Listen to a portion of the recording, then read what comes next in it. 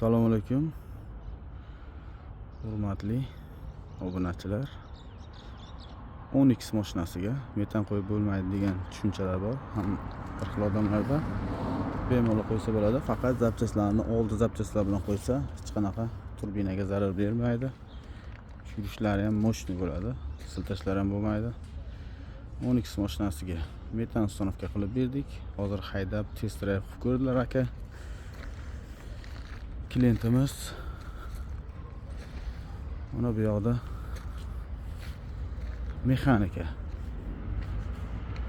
atmosferniy motor.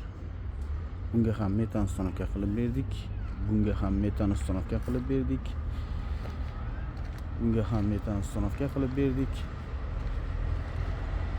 Bunga ham 90 talik balon bilan